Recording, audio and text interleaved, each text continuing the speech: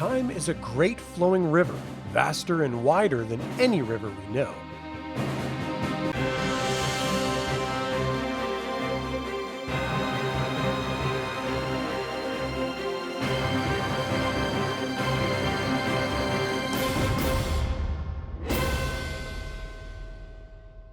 Welcome to another DragonLance Saga episode. My name is Adam, and today we're going to talk about the River of Time.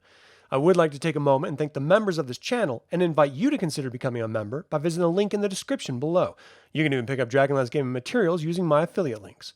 I am referencing the Legends of the Twins sourcebook for this information. If I leave anything out or misspeak, please leave a comment below. Time in Krynn is not immutable, as proven by Raistlin Majere, but outside of chaos being introduced to the River of Time, it flows unchangingly.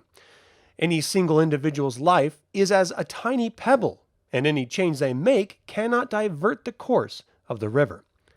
In Dragonlance, there are specific laws that outline the concept of time and how, as it's presented as a river, ever flowing, never stopped or fully diverted, cannot be stopped. All things, the land, the creatures that inhabit it, and even the gods themselves are bound by the concepts of the River of Time. Time has always been an incredibly important aspect of Dungeons & Dragons. If your party returns from a dungeon not cleared, the time it takes to heal and study may be enough for another party to enter that dungeon and reap its rewards. In Dragonlance, it's even more important, as the procession of time affects wizards. How the three moons, Solinari, Lunitari, and Nuitari, travel through time across the sky will benefit or hinder the wizard. Keeping track of time is important for the ages of Krynn. A lot happens in a year during the War of the Lance. Where your character is located may affect their lives indelibly. Even meeting a friend at the inn of the last home is wrapped up in time. Go at the wrong time, and you're too early or too late. The most important aspect of time travel when concerning your game is the story, and the story must deal with the concept of paradox. If something has already happened, how can it be changed? As Huma died defeating the Queen of Darkness, could he be saved by a time traveler? And if he could be, how would that affect the future? Do your actions alter the trajectory of the River of Time, or does the river self-correct? And what about the future? If you decide to go left rather than right, is your action determined by the river itself? Or do you have free will to choose, and by choosing, create a new direction for the River of Time to travel? We've seen this in Dragonlance, again with Raistlin Majere, but also with Tasselhoff Burfoot. One ultimately led to the other in canon, however. My point being, is the future Raistlin created by defeating the gods the true intended future, or is the future where chaos is unleashed the correct future? What about the future Taz finds after Takesis, the Queen of Darkness, steals the world away from the River of Time? If characters are able to change the river, is the river truly immutable? Or conversely, has the river always flowed endlessly in the direction that is presented, and all other possibilities simply brief ripples in the river, glimpses, if you will, that never were? Time is presented as a river as one event or moment leads to the next. What you do in one moment, tossing a pebble into the river, creates ripples that are ultimately pushed downstream, impacting the future. The larger the pebble, the larger the disruption. The current of the river is impacted by events. One moment creates momentum, a stronger current for the next moment to occur, and so on and so forth until its seemingly inevitable conclusion, like the seemingly inescapable death of a goddess for her manipulations of space and time. So while we accept that time is a river, then what of the banks? Are these the pillars of the world? Good, neutrality, and evil? Or are the banks the inevitable expressions of those caught up in the river, like love and hate and war? Do the banks represent the possibility of observation of the river, traveling up and down its course without affecting it? The Order of Aesthetics, under their patron deity Gillian, certainly believe that time is something worth observing and recording. Witnessing it all was even outside Astinus of Palanthus' ability until Fistendanalis / Raistlin Majere created the globe of present time passing. Even the gods of Krynn are subject to the River of Time. We can imagine them as beings able to stand in the river, feet touching the river bed with their heads above the surface, while the mortals are flowing powerlessly with the current.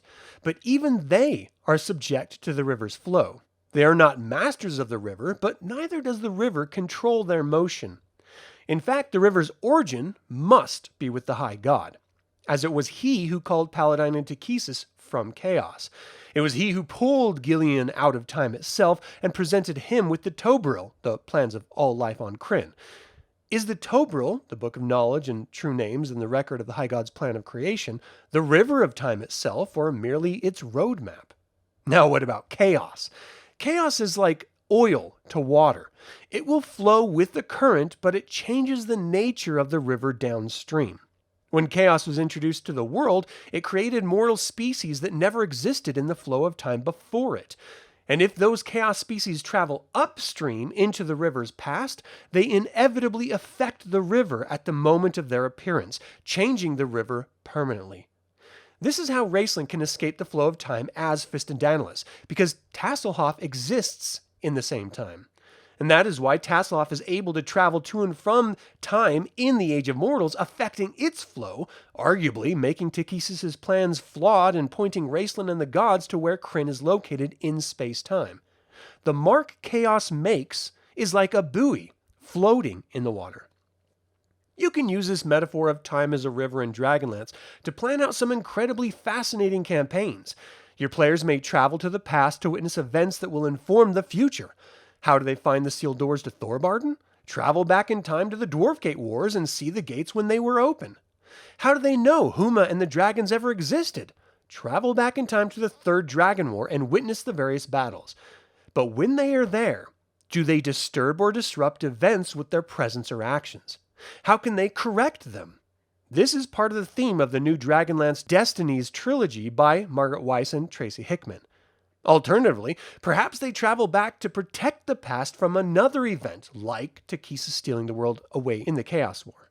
While the River of Time can be seen as an inevitable course of events, as some players and readers of Dragonlance prefer it to be, almost like a statue or a static painting of a river, we observe the entirety of it from the outside, but cannot and should not change its events. It's more exciting to see it as a playground. Let your players affect it and see where their story ends up. Each new campaign can be a new offshoot of the river, informed by your storytelling as the dungeon master and your players' actions in your game. Don't simply watch Dragonlance, be a part of it and take ownership over it. That is where you will find real enjoyment in this setting. And that is all I have to say about the River of Time. Do you like time travel in your novels and games? Has time travel been used too much in Dragonlance? And finally, do you have a favorite alternative timeline? Leave a comment below. I would like to take a moment and remind you to subscribe to this YouTube channel, ring the bell to get notified about upcoming videos, and click the like button. This all goes to help other Dragonlance fans learn about this channel and its content. Thank you for watching. This has been Adam with DragonLance Saga, and until next time, remember, goblins, boats, lizardmen, invisible stags. What's next?